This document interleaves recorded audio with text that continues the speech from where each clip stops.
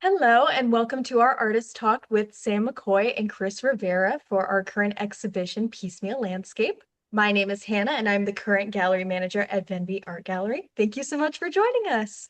Piecemeal Landscape is a two-artist exhibition with works by artists Sam McCoy and Chris Rivera. This exhibition will be on display from June 5th to August 15th. Piecemeal Landscape showcases contemporary landscapes formed through observation, memory, and human intervention. Both McCoy and Rivera's works consider personal relationships to landscape as something both intimate and constructive. Sam McCoy and Chris Rivera are both currently professors at Murray State University in Murray, Kentucky. Both Sam McCoy and Chris Rivera earned their BFAs at University of Central Florida and their MFAs at Florida State University. Both artists create pieces that focus on the interactions between natural and constructed landscapes. Thank you so much for joining us. All Thank right. you, Hannah, for having us. Alrighty. Hi, Sam. Hi, Chris. So for my first question for you two, the title Piecemeal Landscape is pretty intriguing. What does it mean to each of you, and how does it connect with your individual bodies of work? I can get started on that one if that sounds good. Um, the definition of piecemeal itself, you kind of piece it together, of course, in its name, but it's making something gradually. It's one step at a time. That's not always systematic. There's not always a perfect process to it. And with our recent kind of transition, moving into new jobs, new places, new spaces, meeting new people, it feels like this is also a time that our work is going to start evolving as well. So these piecemeals, from the piecemeal portion of it for me, is I still have landscape as that core. Flora and fauna is always going to be at the core of my work, but now it's kind of a little bit of a different system, a different process. Maybe I'm pulling more from memory. Maybe I'm working off of the same pieces over and over. Maybe I'm working more from collage. So it's a very less systematic approach in my work for sure. As far as the title Piecemeal Landscapes in relevance to like my work, I suppose like I was thinking about the paintings as a collection of desperate images that kind of make one images. So in that sense, it was kind of like piecemealing these things together. When you have each sort of like surface that is taking one space and sort of breaking it apart into all of these different viewpoints. And I have all of these multiple panels. It just kind of piecemeal seem to fit, right? Because I'm kind of piecemealing all of these jigsaw puzzles together. So, That's stellar. That's awesome. All right, for our next question. Both of you paint landscapes, but they feel very different. How has growing up in Florida influenced the way that you observe and interpret your landscapes? I think my perception of landscape has changed a lot actually since I came to Kentucky. Right now I'm kind of in the process of trying to find locations to sort of paint. Some of the things that I'm noticing is there's not a lot of like urban scapes here. There's not a lot of like graffiti, a lot of those things that I usually kind of reference back to in my work. So now I can think about sort of like Tallahassee, and I can think about those locations and kind of have a little bit more of an appreciation for them. So for me, I think landscape has to do with like the space that we sort of inhabit, right? And it's something that's constantly kind of changing and kind of moving. And so I think like when I think of landscapes, I don't necessarily think of like flora and fauna like Samantha might. I think of like where people are inhabiting or where people have inhabited, and kind of like that mixture of urban and sort of natural locations. Yeah, and I think similarly, the people version of that for me within the landscape is Florida is like the definition of using landscape as, and the image of landscape as like a commercial value imagery, tourism industry, agricultural industry. The landscape itself is the commodity. So mine is a little bit more, the landscape that we inhabit, that we alter, but really the landscape that we view, and the maybe abstraction of how we view it through a commercial lens. So I'm excited to see how that's going to change for me as I move to different places and spaces. I mean, you can't go to Florida without thinking of like a orange grove or a beach scene and a sunset. Mhm. Exactly. Um, Perfect. I grew up in Florida as well, so I understand. All right. Your work explores the intersection of natural and human-made environments. Do you see yourselves as documenting these places, questioning them, or reimagining them? For me, I think it was more of it's selfishly documenting. So like I'm there and I'm consuming the environment. I'm enjoying what I'm seeing when I'm doing a plein air landscape. But I think, introspectively when it's done, I'm questioning it.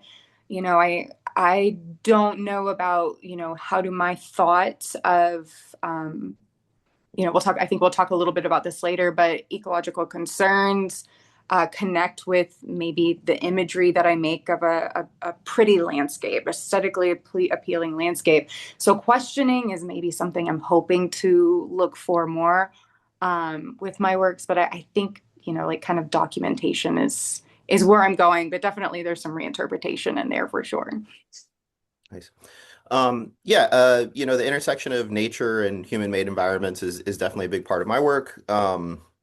I guess I would think of myself as more reimagining some of these p places and trying to kind of elevate some of these spaces that might be viewed as sort of like eyesores, on the side of the road or something like that.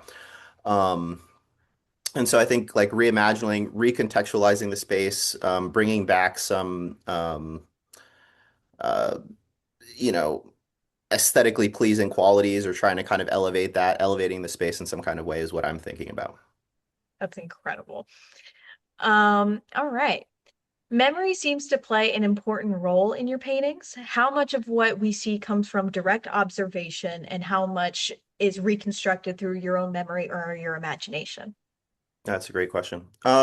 So a lot of my practice is working from life. So like plein air painting, going out in the field and just kind of working from what I'm seeing. And I think a lot of that informs the paintings that are currently in the show, Piecemeal Landscapes.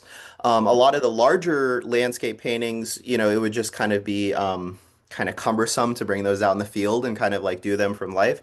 And so a lot of that is from reference images, but again, all of that sort of plein air painting, painting from observation does kind of inform those paintings. That being said, one of the pieces, it's like behind you, not immediately behind you. I want to say it's called Copeland 2 maybe, but that one was actually done from observation. So that was the first one that I entirely kind of worked from observation, made the panels and kind of unified everything together. So that was an interesting experiment. I'm excited to see how I can further kind of merge the plein air stuff with the reference stuff. Yeah, and I think, I'm really lucky I get to work with Chris and we get to go out into the field together. I mean, I say all the time, we don't exist in a vacuum and we have to have references and reference from life is the best way to do that. Um, you get a little bit more sense of the weather, you can kind of pick and choose the lighting that you want because you're there over a certain period of time. So, while there is a little bit of truth in the painting, maybe even more truth with making in person rather than documenting with the photograph. I take a lot of, saturation liberties. I push things a little bit further. There is this kind of, I don't know, sometimes sunset's very saccharine. It's very kind of kitschy.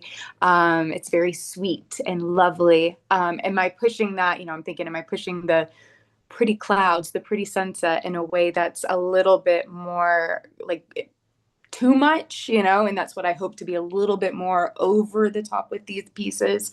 But it really does start from observation and what is the most like appealing thing visually. And then how am I feeling in these places? So it's definitely a little bit of both for me as well. Love hearing about y'all's processes. It's very interesting. All right. Tourism creates an idealized image of places, especially in Florida. How has that idea influenced your work, and what do you hope viewers notice behind the postcard version of the landscape? Yeah, so a lot of my like just ephemera that I have at home, things that I pick up, pieces of paper. I'm a collector and a hoarder of very specific things like postcards and citrus packing labels. There is, or even just, like even my own photo, like I'll make little files of photos and they feel like just taking these images with my camera phone. It's a collection. I'm taking things and putting them together, an idea together. Um, and that comes from seeing, like the most beautiful picture as a kid and you want to kind of dive deeper and investigate a space or walk through a pastoral, a really idealized landscape. It's a place that there's no bugs, it feels perfect, it's so idealized. And that's what's kind of brought people down to Florida to begin with, is they brought these painters down to paint the real Florida. And it is the real Florida without quotes, but it also is a real Florida of come explore. It is this beautiful. It is maybe tropical, subtropical. It is open and free and easy to like navigate.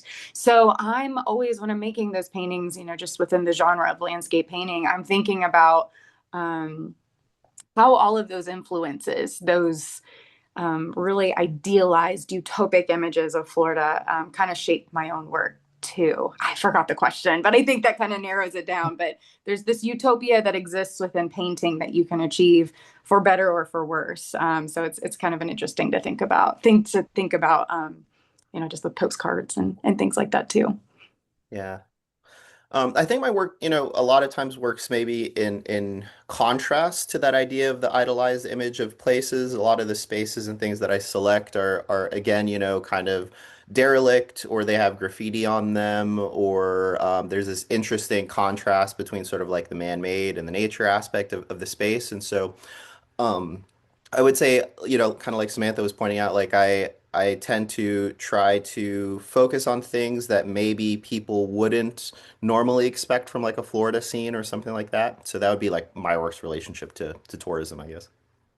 That's awesome, especially with your kinds of styles being so different and idealizing different parts of Florida in general. It's really interesting to hear your different perspectives on that part of your work. All right. Chris, this is a question for you. Your modular paintings challenge perspective and the way that we experience space. How did that visual language develop for you, and what possibilities does it offer that a traditional canvas might not be able to? Yeah. Um, so, gosh, probably like 10 plus years ago, I was in New York in the Chelsea area and I saw some of David Hockney's photography work. David Hockney is mostly known for his paintings, but I don't love his paintings, but his photography I found really interesting because it was hundreds of photographs of a single space that kind of like made a larger image, but they were, just 4 by 6 kind of photos, right? And so what the work was talking about to me was kind of similar to when we're drawing or kind of working from observation, how the viewer's constantly moving, the landscape is kind of moving, and you're kind of going back and forth, and so things are constantly shifting and changing around a little bit. And so um, I was trying to think about how I can incorporate this idea of taking a space and kind of viewing it from multiple perspectives and multiple angles. So, I think another thing I could harken it to would be like cubism, like early cubism, right? Mm. And so, years and years later, when I was in graduate school, I was kind of doing these paintings of like kind of pop culture iconography with all of these different panels. And then I was doing the plein air stuff separately. And it kind of felt like I had these two separate practices. And so, like, eventually, and we'll kind of get to this more, but there's actually a student painting that I saw when I was teaching. And I was like, man, that would be an interesting painting if they kind of exaggerated the space a little bit more. And so that kind of like sparked to this idea of like, hey, why don't I bring this landscape stuff into sort of like these modular paintings? And then I remembered sort of like what Hockney was doing, that work that I'd seen. It all just kind of came together in a great way. That's incredible. I love that. All right, my next question is for Sam. Sam, your paintings often use vibrant color while addressing themes like environmental change and Florida's evolving identity. How do you balance beauty with those deeper concerns? Yeah, that's a question that I'm always asking myself. I'm a very optimistic speaker. I'm an optimistic personality.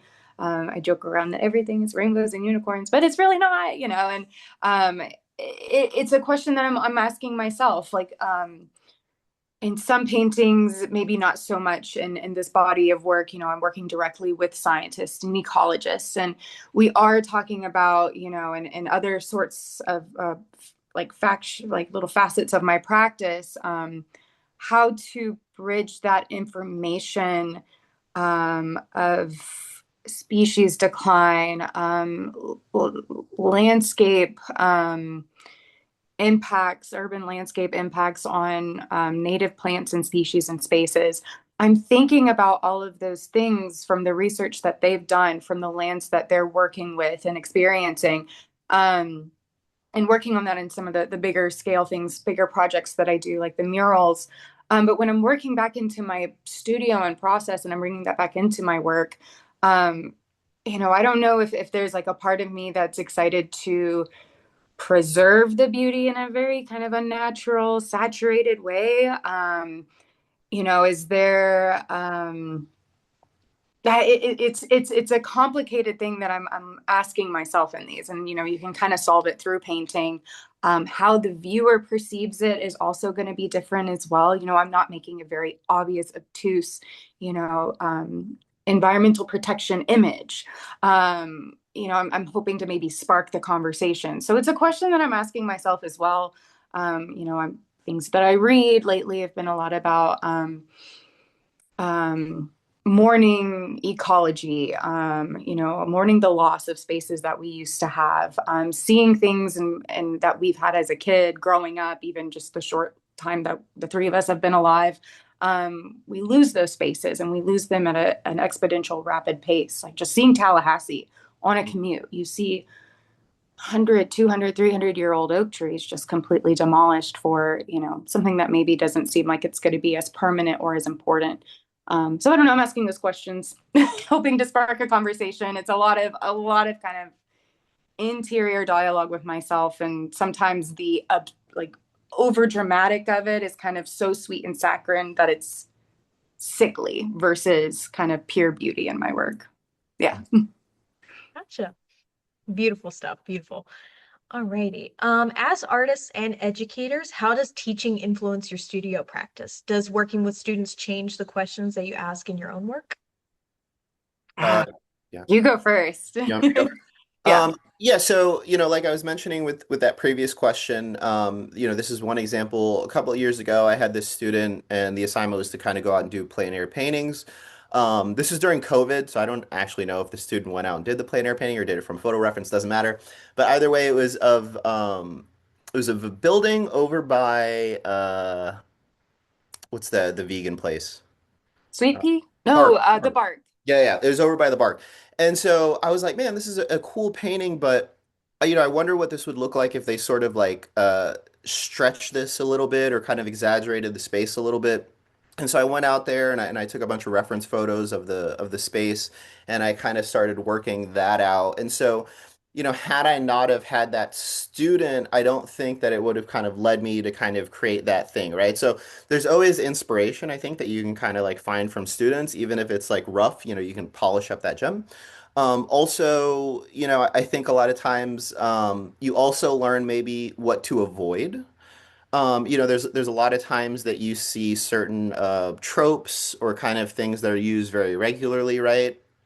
And so it kind of makes you aware that, A, this is a trope, either this is something I could avoid, or B, how could I reimagine this or reinterpret this that does kind of break it out of that kind of trope, commonly used sort of approach to whatever the topic is. What else? And I think even just kind of being around students, just kind of they're funny, and they surprise you in their cleverness a lot of times. And so just kind of being around them, I think, is always kind of inspirational, right? Knowing that there's this next generation of artists that are kind of developing their ideas and their thoughts, and it keeps your ideas fresh, I think, as well, because you're kind of constantly reevaluating things. So. Yeah, and I agree. I mean, they're hilarious because they're smart and they're kind of loosening up a little bit. They're just coming out of school and realizing they have a little bit more freedom to fail, comfort to fail, which is really nice. Um, I'm really lucky that I'm teaching foundations because it takes you back to the basics. You have to have a strong core of knowing how to problem solve. So conceptually, yeah, it's kind of polishing up what you're looking for. And it's the same questions that I need to be asking myself in the studio and that I do ask myself. It's, what is the question I should be asking in my work? What is the extra step that's going to maybe make more questions for my work? We're not always looking for answers, but maybe we're looking for ideas to be questioned and investigated further. And really reminding them like you don't have to have like I really hope you don't have anything solved, and I still don't. I hope no, artists are supposed to explore and keep investigating. But also, I mean, like just taking them back to the core foundations of observational looking. Everybody is an artist, everybody is a scientist when you're a little kid. Because little kids, they look, they observe, they ask these questions, they're drawing constantly, they're trying to record what they see, or they're trying to express what they feel. And then you kind of lose touch with that. So my goal is for them to go back to, I don't know if it's like observational theory. I don't know. But, how do you see? How do you see objectively? How do you question objectively? And then how can that impact your work later? So strong foundation. And then that reinforces my studio practice, which is great. I just have the same voices in my head from my amazing mentors and professors that I had growing up. Just keep replaying and replaying. And the faculty I had at university were like, the voices that mattered really stick with you, and you got to keep that on a loop in your head as you're working if it makes sense in your practice, if it's impactful, if it's a good thing to kind of listen and reinforce. So it's fun. They're great. It's a lot of fun. Oh, that was great. That hit me hard as a student. That was wonderful. If visitors could spend just 5 minutes with one piece in this exhibition, what would you encourage them to look for that they might otherwise miss? Okay. I guess if I don't know. I was thinking about this question and I would like to hear what people get out of 5 minutes from my work. So maybe, like once the work is out there, it's out there. It's not mine, and I hope what they get out of it is something. But I like to think of if you're a painter's painter, or you like painting, or you're interested in painting. I hope with people spend 5 minutes with a piece. um, I don't know, any of my landscapes kind of work for it, is how it was painted. The darks are really kind of falling back, the brights in the skies emerging and was painted last, and the brushstrokes, the paints are doing most of the work. I feel like in my work, the paint does the work. I don't do any of it. Kind of that's how I feel when I'm working on some of these pieces is you know, what does the paint do? I think that's maybe what I hope people get out of it is how it was painted. 5 minutes with one piece. I think mine would be and I'm sorry about the name. It's the one with the meters, the parking meters. I think that one really sort of summarizes a lot of what I'm thinking about in relationship to our relationship, I guess, to perspective and being in a space. And it's also kind of approaching that in a different way than maybe some of the other works. And so, if there's just one piece, I think that would be an interesting one to kind of spend your time with. Amazing. All right, for our last question, looking ahead, where do you see your work evolving over the next 5 years or so? Are there going to be new materials, new subjects, or some new ideas that you are excited to explore? Yeah. So, with what I'm doing, I'm kind of talking about uh our relationship to the spaces that we kind of inhabit. And so like I think that it would be a really easy segue for me to kind of maybe explore this idea of perspective in relationship to the body, so maybe some like portraits along this line, or even our relationship to kind of like closer spaces like domestic spaces. I recently just kind of did some work did a painting of just like a kitchen table here, at the house. And so as, because I just recently moved and I'm kind of still acclimating to this new space and things like that, I think I'm very interested in the space that I'm in currently. And so I think, that would be a very reasonable sort of segue, into the work. So. Yeah, and I think, one reason why we came up with the title Piecemeal Landscape is, it's interesting to see where you're heading next. The more you work, the more you kind of figure out where you're going. Um, and yeah, that kind of piecemealing ideas together for me is, I was also thinking about, I'm like, I need to work more with the person. The person is omitted from like every painting that I've got here. I guess the only person in the painting is the viewer, and you're looking or you're perceiving the space, and it's usually at eye level. So how can I take it out of just maybe a first person point of view and make it a little bit more interesting and different kind of perspectives. I was also thinking about Hockney as well. It's kind of sad with his passing, rereading some of his books and his things that he's written and how he investigates nature. And when he kind of finishes in a space, in a place, he'll pack up his studio and his people and move to somewhere else. His last place that he lived was like in the south of France in this beautiful villa where he painted the landscape 365 days of the year, even the same spaces over and over. So I'm so interested in that kind of like, now we have seasons. Do I explore seasons more? I have a little bit more change where Florida is very kind of one season all the time, which is, I love it. I love the consistency of it. It's hot and it's great. But we do have a good 4 seasons where we're living now. And how can we kind of imagine that from where we are? Amazing, incredible. Thank you so much for joining me. I really appreciate both of you. I had a wonderful time talking with both of you.